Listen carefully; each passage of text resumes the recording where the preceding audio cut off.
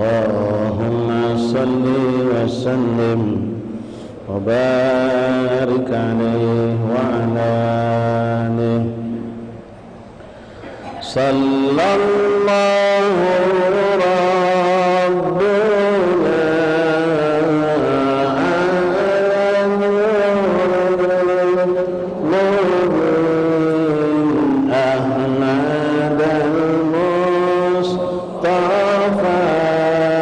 سيد سالم وعلى آله وصحبه أجمعين اللهم صل على سيدنا محمد وآله كما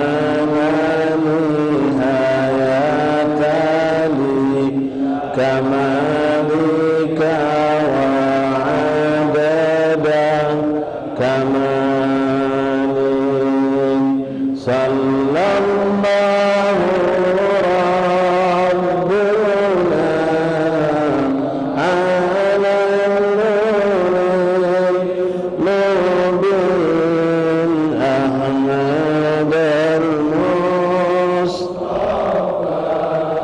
سيد المرسلين وعلى آله وصحبه أجمعين اللهم صل على سيدنا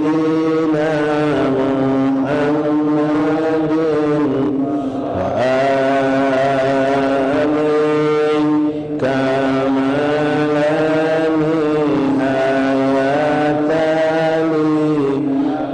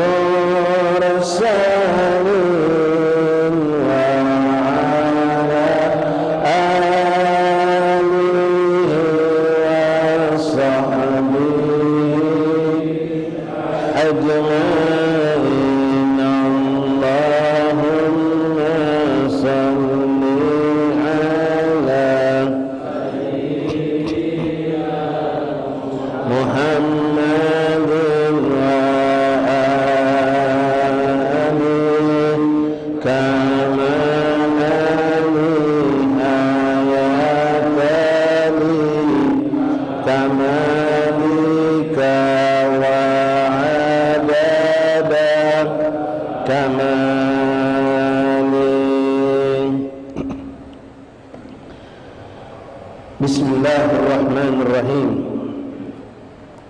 Bismillah walhamdulillah wassalatu wassalam ala rasulillah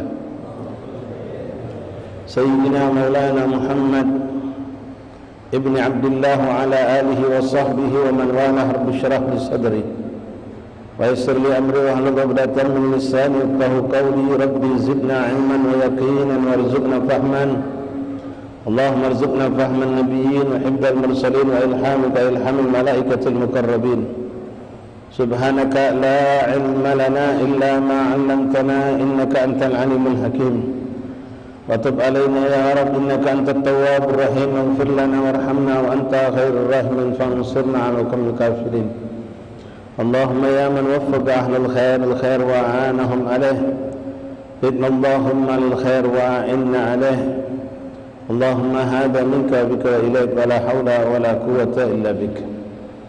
Ma'asyar ikhwan hadirin jamaah Majelis Ta'lim Masjid Lawang Kidul Bumbaru Limoh Halir rahimani rahimakumullah. Assalamualaikum warahmatullahi wabarakatuh.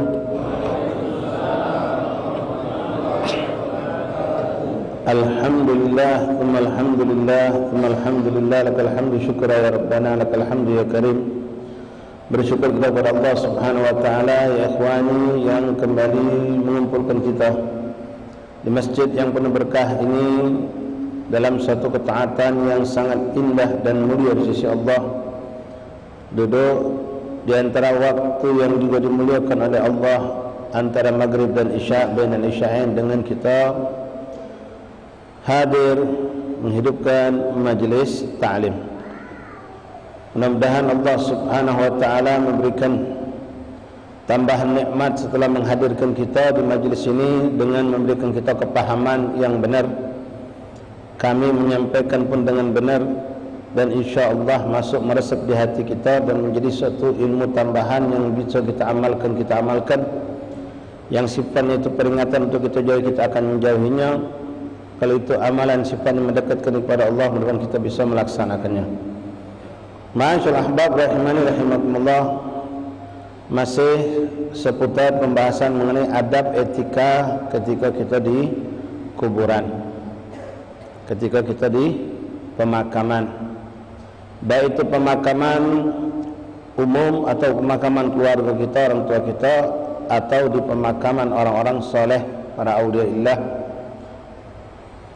Dibutuhkan di situ banyak adab dan etika agar kita tidak berkesalahan, apalagi sampai melakukan hal-hal yang menyimpang. Sering terjadi, walaupun ini pun oknum, orang-orang yang bodoh karena tidak belajar, tidak ngerti etika, adab, tata cara berziarah ke makam aulia.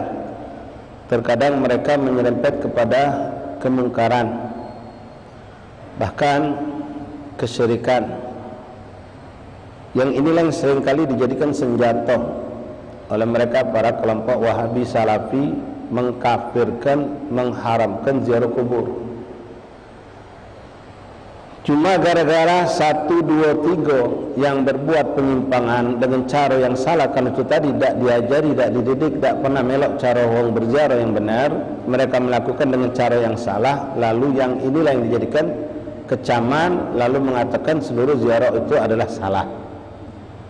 Sampai mereka itu lupa kalau yang mengajari ziarah itu adalah Rasulullah, yang membolehkan ziarah itu adalah Allah. Bahkan menyuruh kita untuk ziarah kubur itu dengan sering adalah Rasulullah. Perintah jelas, dan beliau sendiri melakukan itu. Nah, ini gegabahnya saudara kita kelompok Salafi atau Wahabi itu langsung mengharamkan, mengkafirkan.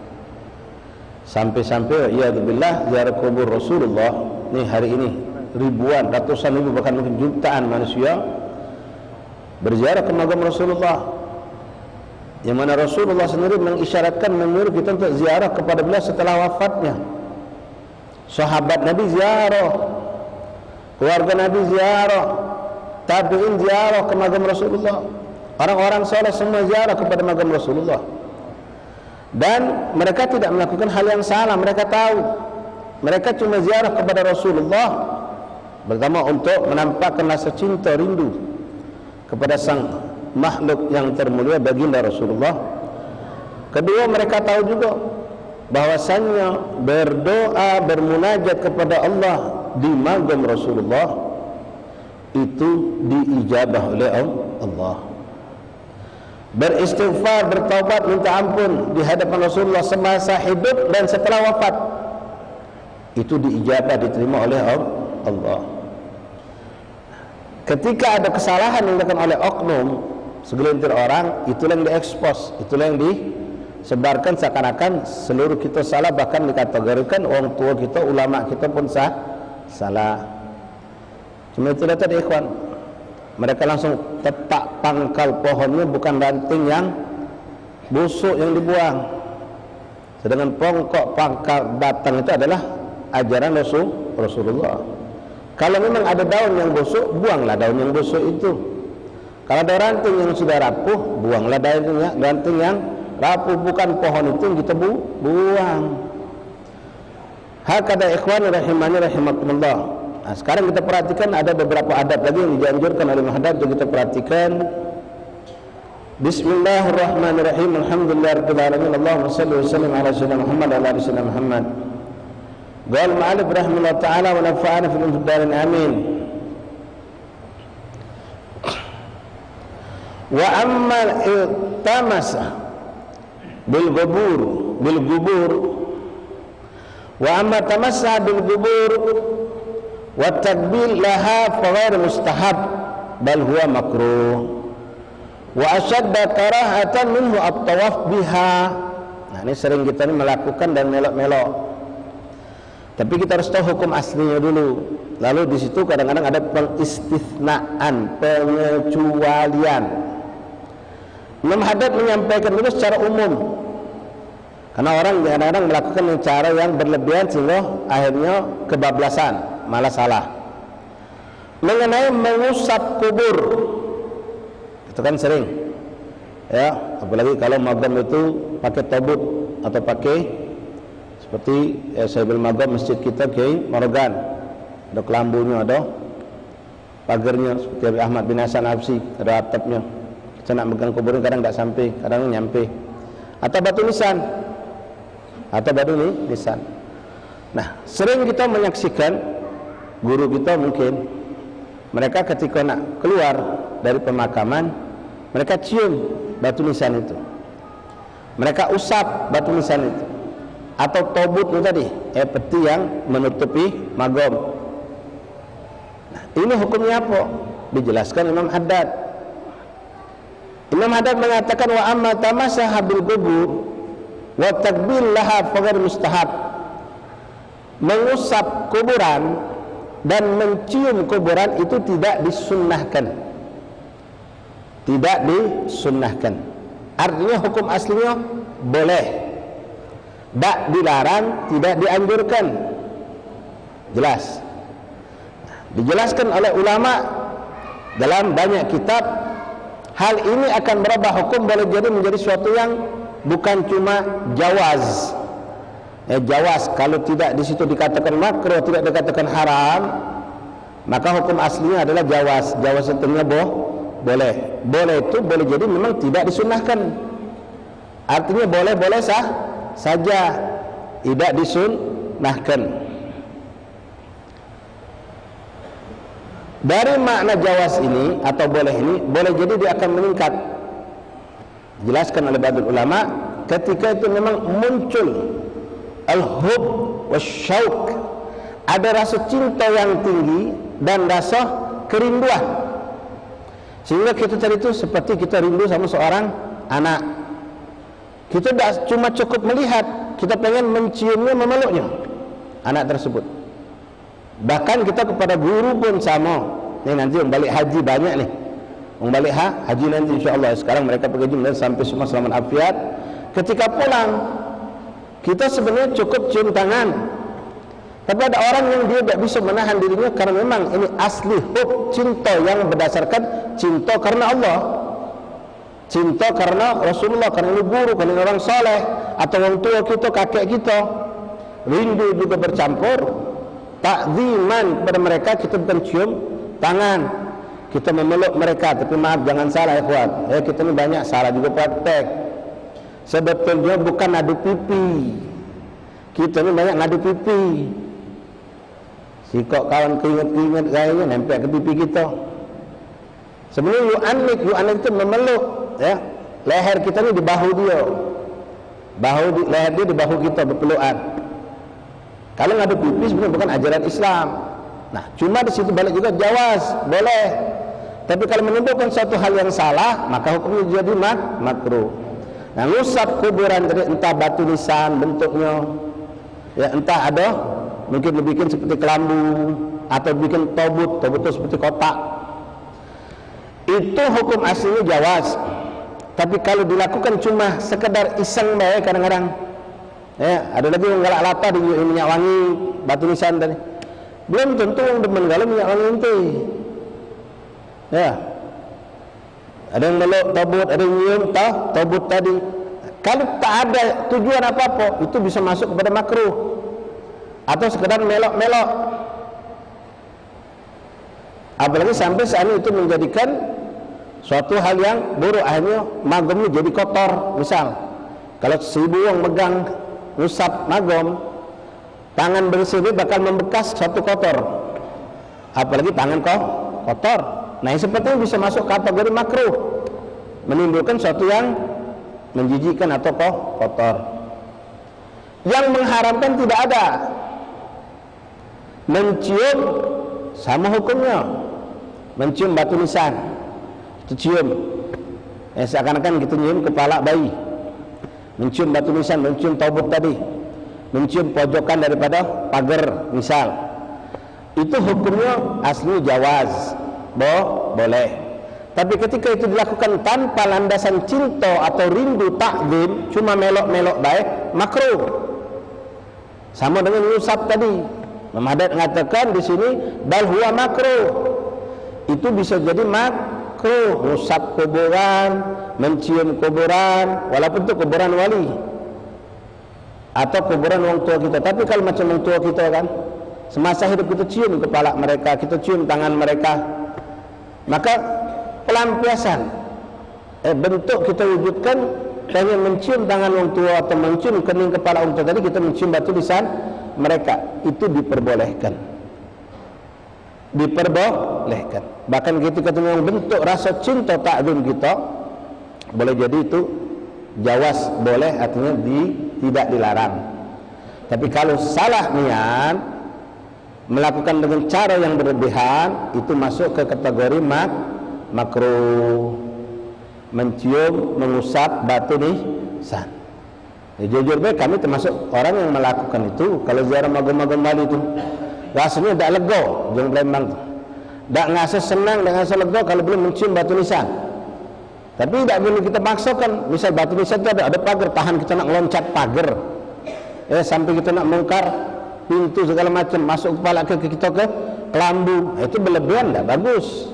Kalau cuma ente yang melakukan, ya sudah setebur. Kalau semua orang ada 20 ziarah masuk ke dalam kelambu tadi, rusak pula magom. Nah, yang seperti ini berlebihan, makruh. Kalau sampai merusak bisa jadi haram. Ini perlu dihindari. Jadi asli hukum menyentuh, mengusap atau mencium kubur itu boleh dan tidak disunnahkan. Dan derajat boleh ini bisa jadi menjadi suatu yang dianjurkan ketika memang itu bentuk takzim, mahabbah, cinta dan penghormatan, baik itu kubur orang tua kita ataupun kubur orang-orang soleh.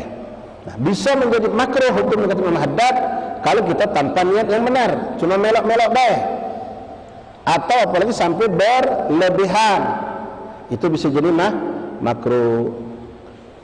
Jelas insyaallah ikhwan rahimakumullah. Wa amma tamasa bil qubur wa taqbil laha fa ghair mustahab. Sebagian diriwayatkan Sayyidina Bilal bin Rabah pernah mencium begitu beliau rindu kepada Rasulullah.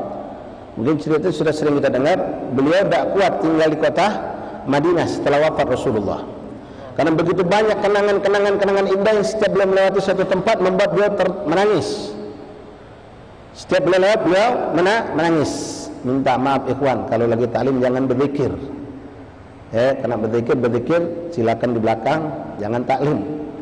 Tak bisa dapat dua-duanya itu. Kalau itu sudah jadi wali barang kali, kalau itu sudah jadi orang soleh barang dah zikir sambil aku tunjuk guru aku bib, ya jatuh wikit di luar. Sekarang waktu untuk taklim, zikir bisa ditodok. Ini bahaya. Kadang kamu tak dapat dua-duanya. Coba kamu sekarang berzikir, Allah, mandang kepada kami, tapi ilmu tak masuk. Kalau mau masuk pasti zikir kamu tak hadir, mulut berbunyi, tak dapat galau-galau nanti.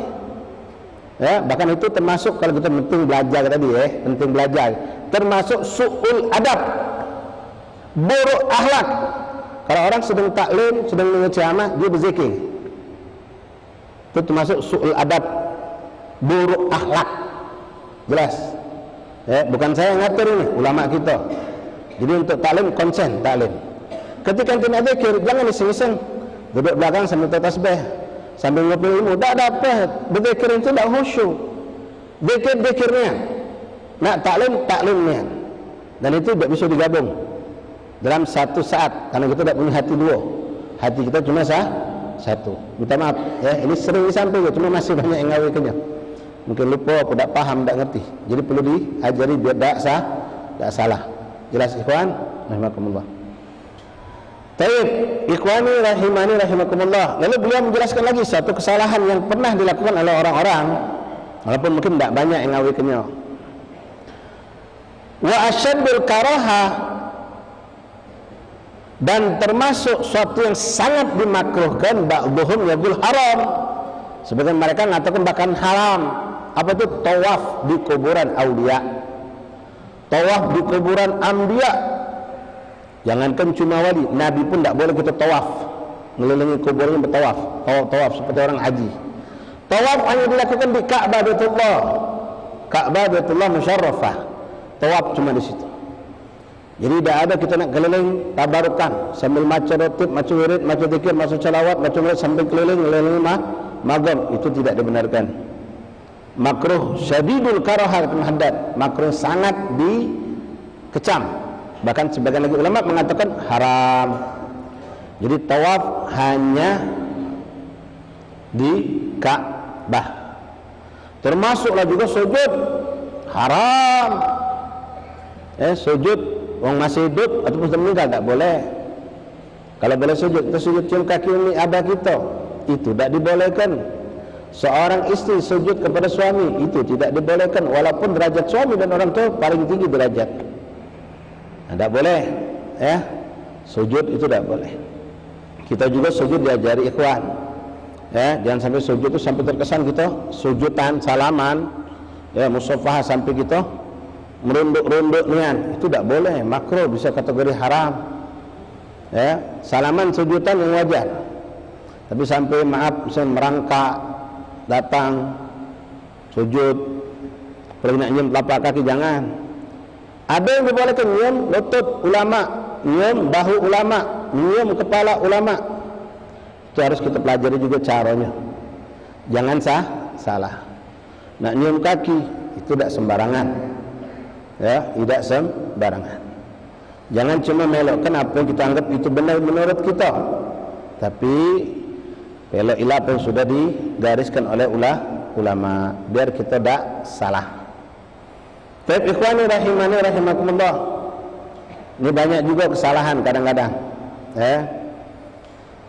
Kita ni ngejar tabarukan tu boleh ikhwan. Memang kita ahli sunnah wal jamaah, bahkan ya Rasulullah sahabat ngambil berkah Nabi.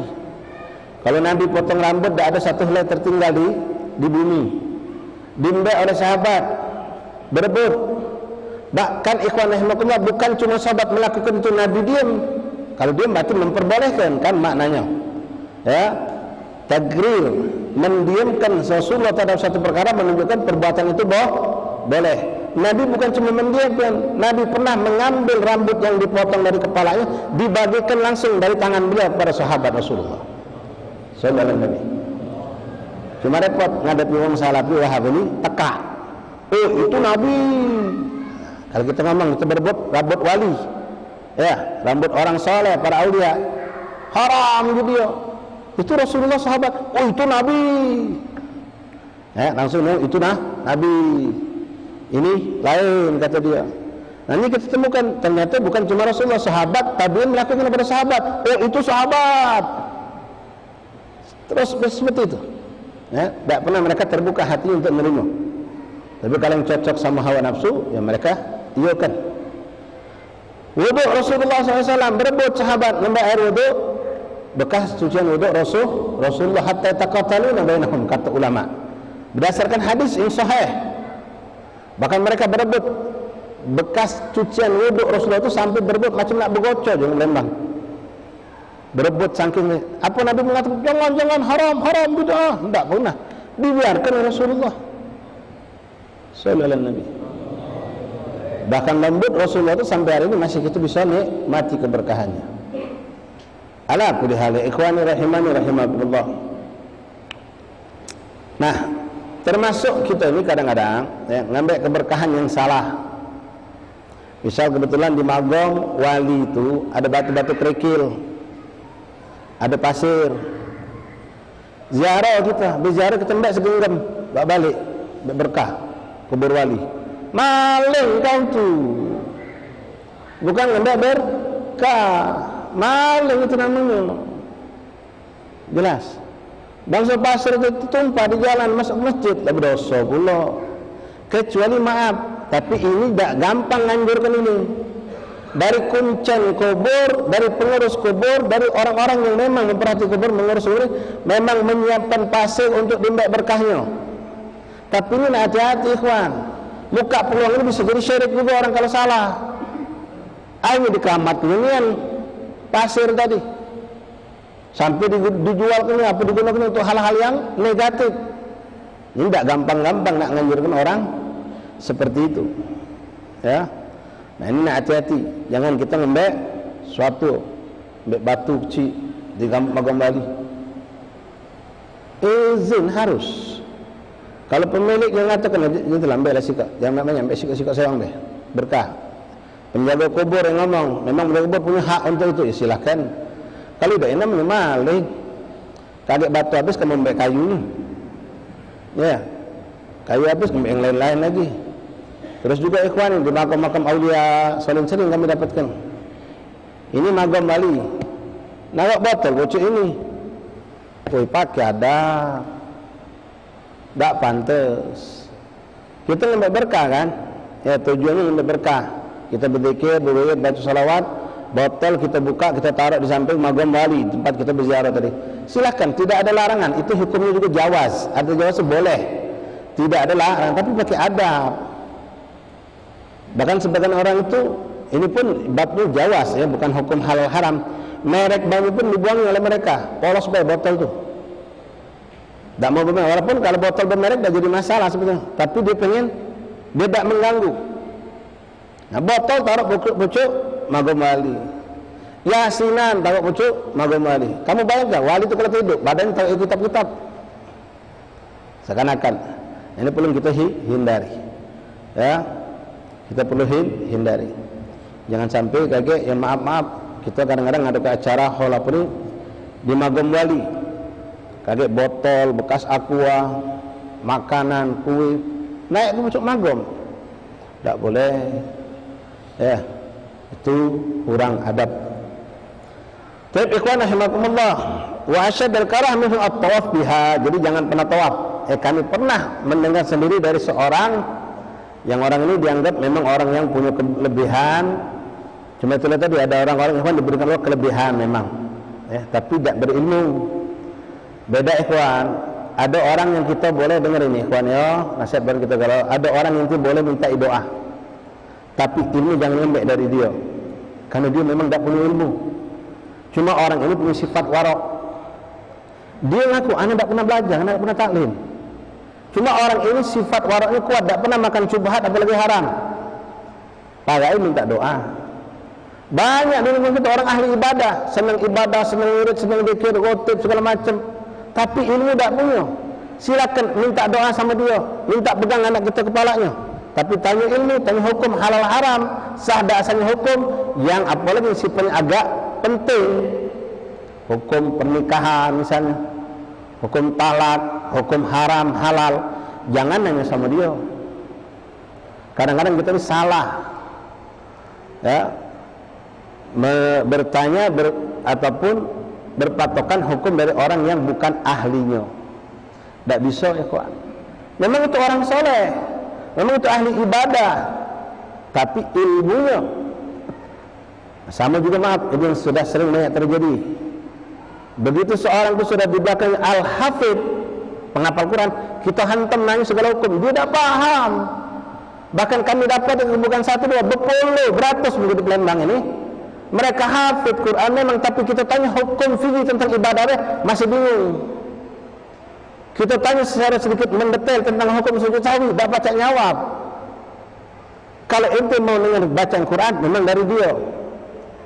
Tapi kalau mau bertanya tentang hukum Quran, pasti ini orang cuma penghafal Quran saja atau pernah mondok ilmu. Karena banyak ya di rumah-rumah tahfidz itu cuma mengajarkan anak untuk bisa ngapal Quran dengan bacaan yang baik, yang benar, makhraj yang benar, tajwid yang benar.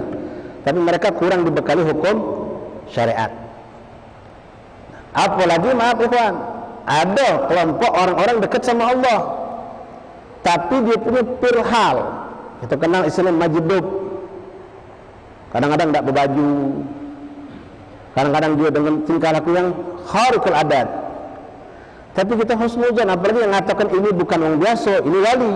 Jangan kau ingat orang gila, yang ngomong sama kita orang soleh. Misal, nah ente boleh ngambil berkah, ente boleh ngambil berkah, minta doa hati-hati. Apalagi hanya hukum, tidak bisa jadikan hukum. Boleh jadi nanti lihat dia, maaf, tidak puasa di bulan Ramadan barangkali. Lalu kita jadikan patokan, oh tidak bisa. Kita menyaksikan hal-hal yang mungkin menyimpang dari cara, tapi dia melakukan. Ini orang kita taslim ya ahlillah, karena dia punya istilah kelompok dewek yang secara dahil kita seperti orang gila, tapi dia bukan gila. Beda ikhwan. Dan macam ini hati-hati, jangan muat-muat. Majdub idak, majdub bahan. Hanya gila malah. Ada orang seperti itu kadang-kadang ya, ngamalkan ilmu tanpa bimbingan, tanpa ijazah. Kau baca ini Asmaul Husna 3000 kali di magam wali fulan, pengen pacak terbang, pengen pacak kebal, pengen pacak dialog sama ahli kubur. Niatlah salah. Ngamal juga tak punya wudu. Banyaklah dia lakukan tadi. Ini bukan datang ruh aulia salihin, bukan ruh malaikat, jin yang masuk. Ini mulai hal-hal, badan kepanasan, ngomong sudah ngaco, stres kita. Pertama apa yang terjadi? Wah, gonongan maculah galak gini ngamal Asmaul Husna kau. Asmaul Husna ini salah kau. Galak gini boleh di kubur wali kau. Wali yang disalahkan. Padahal yang salah dia. Tak pakai etika, tak pakai adat, tak pakai bimbingan. Cuma dapat dari ujung-ujung baik ngamal ke. Akhirnya stres. Nah, ini stres, bukan uang majdub. Nah, kalau uang majdub, ya, di Palembang ini banyak kita dapatkan. Ada orang seperti itu nak minta doa jingo-jingo. Kalau dia jadi hal yang lagi dalam keadaan dia tidak dan anteng misalnya kita, dia bakal berdoa dengan apa yang mentul begitu dari mulutnya. Apa yang keluar dari mulut dia langsung berdoa, dan doa orang macam ini langsung mustajab. Jadi hati-hati. Jadi untuk mengambil faedah seperti itu cukup kita memandang mereka, melihat mereka, atau mungkin mengambil bekas-bekas makanan minuman mereka, itu boleh insya Allah. Apalagi nak nanya hukum, nak dijadikan patokan hukum tidak bisa. Nak dijadikan patokan hukum tidak bisa. Orang seperti itu boleh jadi nanti dia melakukan hal-hal yang sifatnya melanggar syariat. Nah, kita harus membedakan juga ikhwan antara dukun sama wong soleh.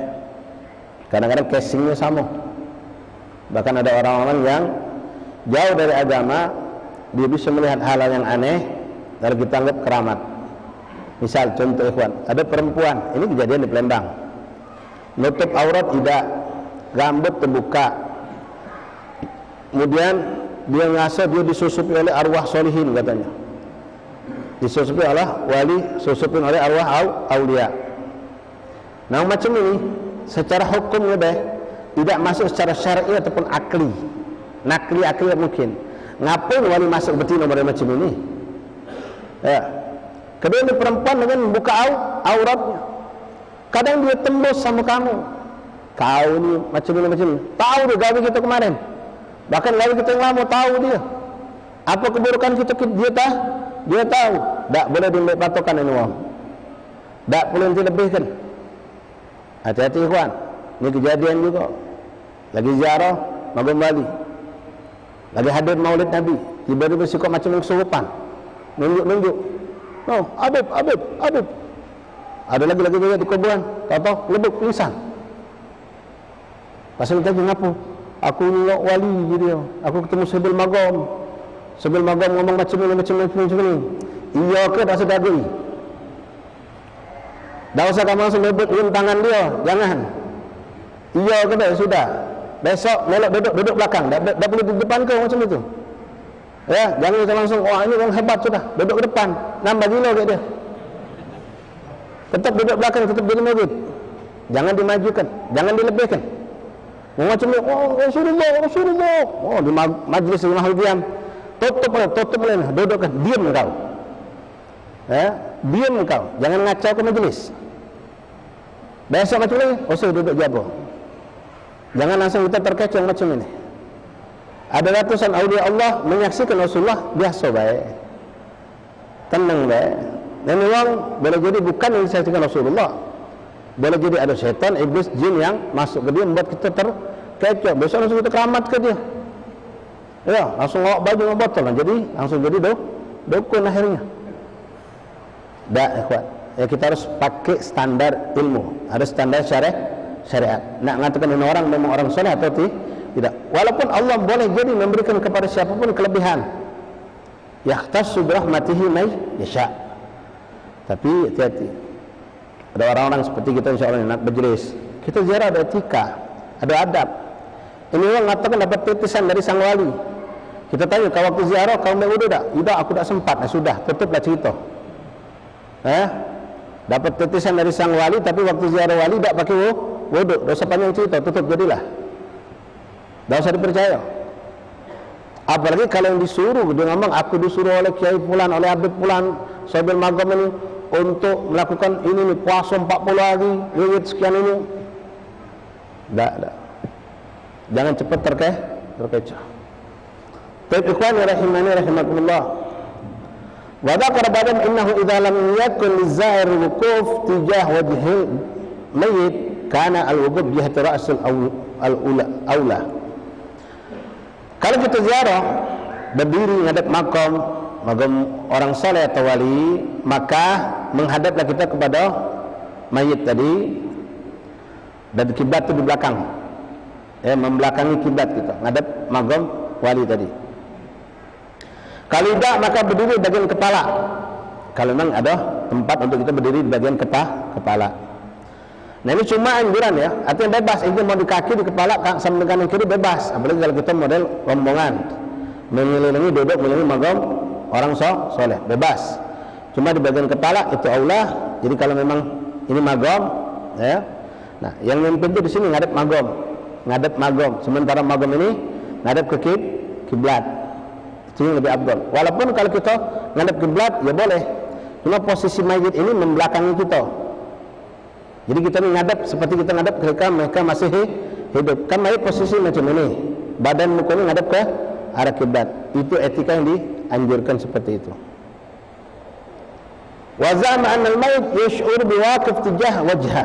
Dan di sini ada mengatakan kalau kita menghadap Nabi, ziarah menghadap mayit seperti kita ziarah kepada Rasulullah. Jadi ziarah makam Nabi, ente ngadap apa? Ngadap kiblat. Kalau kita ngadap kiblat, ziarah berdoa, kita membelakangi Rasulullah, pantas tak? Tak pantas. Ya, makanya itu orang-orang Wahabi Salafi, kalaupun mereka terpaksa nak ziarah Nabi, berdoa, mereka membalik badan ngadap kiblat. Jadi Nabi di belakangnya. Wa'udzubillah min dzalik. Bahkan ba'du salihin ikhwan ketika mereka berada di Masjidil Haram Nabawi, Masjid Nabawi, begitu mereka mau sholat, ternyata posisi mereka dapat sop di ujung sebelah kiri dekat pintu keluar, yang mana di situ belakangnya ada makam Rasul, mereka akan keluar mencari tempat lain. Kenapa? Tak mungkin aku sholat di belakang aku ada Rasulullah. Itulah adab etika. Ya, tak bisa kita cari tembus lewat masalah ini lewat hukum fikih. Tapi ini lewat orang-orang yang ahli dzauq, ahli syauq. Kita bisa tahu untuk membelakangi Nabi mereka tak bisa.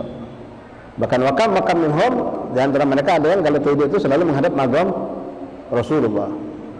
Dia mengatakan itu kiblat qalbi, dia bilang itu kiblat hatiku. Baik ikhwani rahimani rahimakumullah. Wa za'ama anna al-mayt yash'uru bil waqif tijah wajha. Jadi mayit itu akan lebih kenal, dia tahu kalau makan kita menghadap mereka, namanya menghadap, menziarahi. Seperti kalau kita hidup tentu kita bermuwajahah, ya berhadapan, bukan membelakangi. Lalu aktsar min syu'urihi bihi idza waqafa fi jihati rasi aw ghairiha wallahu alam. Jadi kalau kita ngadap begitu itu lebih afdal kata beliau, karena mayit itu lebih merasakan kehadiran kita ketimbang kalau kita berada di tempat yang selain itu. Wa'lam anna amal al-ahya turadu 'ala al-mauta min ahlihim wa aqrabihim fa in ra'au khairan farihu bihi wastabshiru. Nasihat buat kita semua ikhwan. Hubungan kita dengan orang yang sudah wafat itu masih terus berlangsung. Dan sudah pernah kita sampaikan bahwasanya segala amal perbuatan yang kita lakukan hari ini ikhwan, ini sampai kepada orang tua kita. Kalau itu baik, sampai kepada mereka dan mereka gembira. Tapi kalau yang kita lakukan dosa, perbuatan maksiat, apalagi sampai itu memalukan mereka, mereka akan menangis sedih di alam kubur. Wa'lam anna a'mal al-ahya tu'radu 'ala al-mauta. Ketahui bahwasanya amalan perbuatan orang yang masih hidup itu disampaikan Allah kepada mereka yang sudah wafat. Min ahlihim wa aqrabihim, dari keluarga dan orang-orang yang dekat sama mereka. Fa in ra'au khairan farihu bihi wastabshiru. Kalau yang sampai kepada mereka yang menyenangkan, menggembirakan, maka orang tua kita di kuburan senang. Sama seperti kalau mendengar kabar kita di perantauan sampai anak ente masya Allah bla bla bla bla, senang gitu. Walaupun anak jauh kita senang. Tapi kalau mendengar kabar itu kabar yang buruk, itu sebaliknya. Fa in ra'au khairan, kalau mereka menyaksikan, mendengar kabar itu yang baik tentang kita yang hidup, farihu bihi wastabshiru wa da'au lahum bitathbiti wal istiqamah. Maka orang tua kita, keluarga kita, guru kita, orang yang kita cintai tadi, itu akan mendoakan agar kita diberikan Allah tabat, atau mantap dan istiqamah dalam kebaikan tersebut. Jadi ingat ikhwan, ya, nanti Rasulullah bersabda, ala fala tu'dhu mautakum. Kata Nabi. Kita lanjut sedikit ya. Wa in ra'au ghaira dzalika hazinu wa sa'ahum mar'au. Kalau yang sampai itu yang buruk, menyedihkan, mereka sedih dan menangis. Mendengar kabar anaknya berbuat maksiat ini, anaknya tidak salat, anaknya melakukan perbuatan macam-macam yang melanggar syariat Allah atau berbuat zalim sampai kepada orang tua kita, maka mereka menangis hebat. Maka Rasul ngomong ikhwan dalam ala fala tu'dhu mautakum, jangan kamu sakiti yang sudah meninggal itu. Jangan kamu sakiti orang tua kamu yang sudah meninggal itu. Dengan apa? Kita berbuat dosa, kita berbuat maksiat, dan itu sampai kepada mereka. Tidak bisa dihalang-halangi. Nabi sampai sudah di sini majelis. Kalau kita masih hidup, untuk kita masih pacak kita tutup-tutupi. Kita halang-halangi, dan kita tidak tahu gawe buruk kita. Tapi kalau sudah mereka wafat, kita akan sampai kepada mereka. Kecuali kalau kita cepat taubat, minta ampun sama Allah. Kalau mereka mendengar hal yang buruk, hazinu wasa'ahu mara'au. Kalau mereka melihat kita berbuat keburukan, mereka akan bersedih dan menangis. Wada'au lahum bil hidayah wa taufiq, dan mereka tetap akan berdoa untuk kita, kata Rasulullah, agar kita mendapat hidayah dan taufik lil khairil amal salah. Waqad qala alaihi salatu wasallam, inna amalakum turadu ala agrabikum wa asyairukum min al-amwat, fa in kana khairan istabshiru wa in kana ghayra dhalika qala Allahumma la tutinhum hatta tahdihim kama hadaitana. Rasulullah mengatakan, sesungguhnya amal perbuatan kalian akan dihadapkan kepada keluarga kalian, orang-orang dekat kalian yang sudah wafat. Ini mak bapak kita sudah meninggal, kakek nenek kita sudah meninggal, guru-guru kita sudah meninggal. Itu terus dapat laporan tentang gawe tingkah laku perbuatan kita. Itulah di antara ikhwan sudah pernah kita baca di sini, termasuk satu yang paling menyedihkan dan menangis orang tua kita ketika dia meninggal, kita berebut harta. Sampai dalam kita berkata, cobalah aku dia meninggal tak meninggalkan harta. Ketika dia saksikan ternyata harta yang dikumpulkan dengan susah payah, siang malam, pagi sore, banting tulang, dia meninggal tinggalkan harta. Ternyata harta menjadi sumber perpecahan keluarga. Harta menjadi sumber gontok-gontokan antara mereka anak-anaknya. Fa in kana khairan istabshiru, kalau mereka mendapatkan kabar gembira mereka gembira. Wa in kana ghaira dzalik, kalau mereka dapat kabar yang buruk, qalu, maka orang yang meninggal itu akan berkata, Allahumma la tutinhum, ya Allah jangan kau wafatkan mereka-mereka yang dalam keadaan maksiat, lalai daripada anak keturunan keluargaku ini, hatta tuhdihim, sampai kau berikan hidayah kepada mereka, kama hadaitana, sebagaimana engkau memberi hidayah kepada kami. Ini kalau memang orang tua kita orang-orang baik, orang soleh, ya.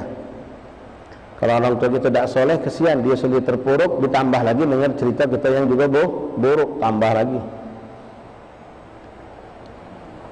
Qala alaihi salatu wassalam, tu'radul a'mal yaumul isnin wal khamis 'ala Allah Ta'ala. Amal perbuatan kita dilaporkan kepada Allah, sedangkan Allah sedang Maha tahu. Itu setiap hari Senin dan hari Kamis. Makanya Rasulullah ketika puasa di hari Kamis ditanya oleh sahabat, kenapa engkau puasa di hari Kamis? Rasulullah jawab, "Li'anna yaumul khamis yaum tu'radul a'mal ila Allah. Wa habbu ilayya, dan aku senang, aku kepengen amalku dilaporkan kepada Allah di hari ini dalam keadaan aku sedang berpuasa." Wa tu'radu 'alal anbiya 'alal aba' wal ummahat yaumul jum'ah, dan untuk dilaporkan kepada nabi dan kepada orang-orang tua kita yang meninggal itu setiap hari Jumat. Setiap hari Jumat dilaporkan apa gawe kita. Jadi orang tua kita setiap Jumat dapat laporan, ikhwan. Maka Nabi itu wanti-wanti, ala fala tu'dhu mautakum, jangan kamu sakiti yang sudah meninggal itu. Dengan apa? Dapat laporan kita bermaksiat ini, bermaksiat itu, berbuat zalim ini, berbuat zalim itu, melakukan pelanggaran syariat Allah, meninggalkan kewajiban Allah. Itu sampai kepada mereka, ya, sampai kepada mereka, dan mereka akan menangis. Fayafrahuna bihasanatihim, dan mereka akan gembira dengan kebaikan yang kita lakukan. Wa tazdadu wujuhuhum nuran wasyraqan, dan akan bertambah terang benderang keadaan mereka di alam kubur itu ketika mendapatkan kabar gembira tentang kebaikan. Nih pesan Nabi yang disampaikan, fattaqullah wala tu'dhu mautakum, kata Rasulullah, bertakwalah kamu kepada Allah, jangan kamu sakiti yang sudah meninggal itu. Dengan apa? Dengan itulah tadi, tingkah laku perbuatan kita yang salah. Ikhwani, nasihat buat diri kami kita semua, tak pacak nyenangkan mereka, minimal jangan menyedihkan mereka. Tak mampu mengangkat derajat mereka, jangan kita campak ke mereka. Tak mampu membanggakan mereka, jangan membuat mereka malu. Mudah-mudahan kita buat hari ini kebaikan untuk orang tua kita, maka pastikan ikhwan, besok anak-anak kita akan berbuat kebaikan juga untuk kita. Hari ini laporan kebaikan amal kita sampai kepada orang tua kita, insya Allah besok kita meninggal, anak tua kita pun akan menyampaikan kabar-kabar gembira kepada kedua orang tua, kepada kita yang sudah wafat. Jadikan ikhwan kewafatan mereka menjadi sumber juga untuk kita berbuat kebaikan, berbuat birrul walidain, karena amal baik kita akan sampai kepada mereka. Wallahu a'lam bissawab. Sampai di sini dulu majlis kita untuk malam hari ini. InsyaAllah pada masalah afiq kita lanjutkan lagi pada malam Selasa yang akan datang, dan kami sampaikan undangan peringatan haul. Yang pertama hari Kamis malam Jumat ini ba'dal maghrib dimulai haul Kiai Pedatuan Abdullah Azhari, InsyaAllah akan diadakan pada hari Kamis malam Jumat ini ba'dal maghrib di Musola Kiai Pedatuan 12.10 Jaturi sama sekali. Kemudian hari Ahad tanggal 2 Juni Tuhal guru kita KLJ Ali Umar Thayyib. Diawali hari Sabtunya ada ziarah ba'dal asar dan khataman ba'dal maghrib. Jaturi yang ada kesempatan untuk hadir, untuk menghadiri acara tersebut. Wallahu a'lam bishawab. Qabla adzan isya. Yang nak berwudu silakan. Syukran besar. Baik.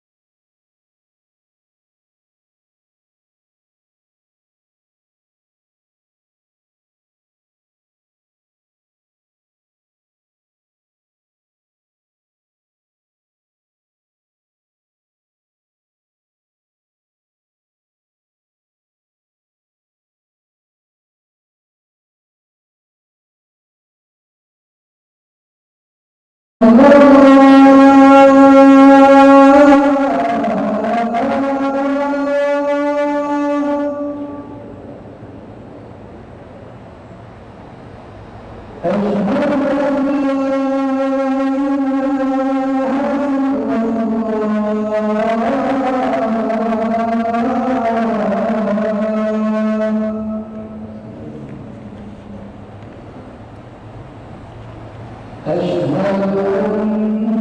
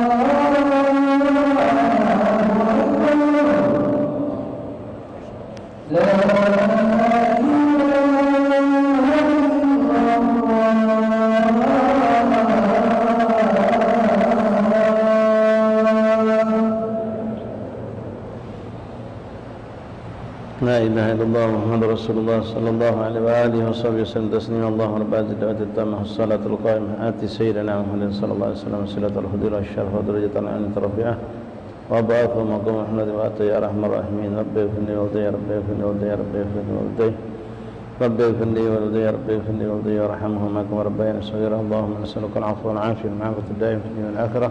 صلى الله عليه وسلم محمد وآله وصحبه وسلم. Alhamdulillah rabbil alamin. Minta maaf, di sini ada beberapa permintaan doa syifa sama arwah. Sini ada tertulis Ibu Suyati bin Abdullah. Ada 3, 2 almarhum, 1 minta doa syifa. Namanya sama. Fatihah arwah Suyati binti Abdullah. Arwah Suyati binti Abdullah. Terus ini doa syifa Suyati binti Abdullah. Saya dengar tadi dari satu ikhwan almarhum. Ya. Ini enggak di almarhum ini. Yang nulis siapa nih? Almarhum. Hah?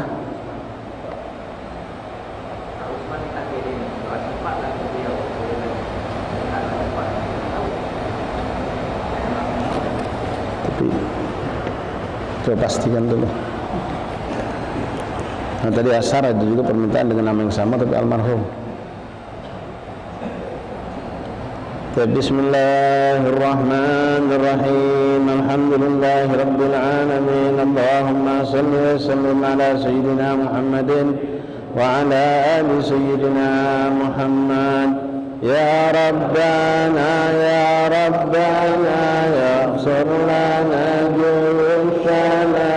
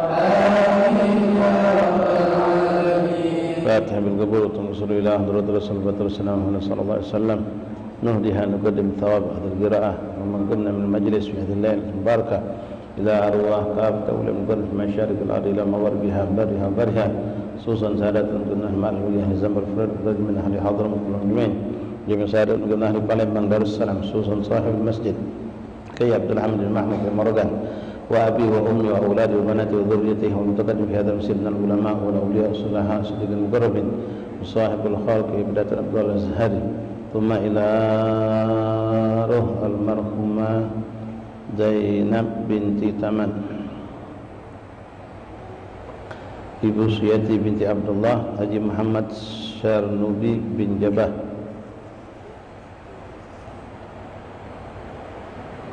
Nyai Zakiyah binti Ki Agus Muhammad Aminuddin,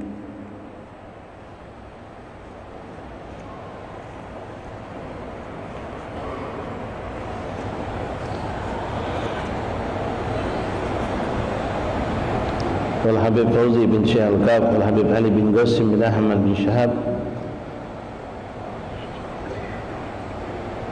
والحبيب أحمد بن أحمد الكعب والشريفة روضة بنت زين الحبشي أن الله والدينا ووالديكم أماتنا أماتكم أمات المسلمين أجمعين الله يغفر لهم ويرحمهم ويصمنا برحمته وعلانية الشفاء من كل داء والأمراض والسقم والألام خصوصا لأخينا سجيانة بنت تريات وداوي رحمواتي بنت محمد خليل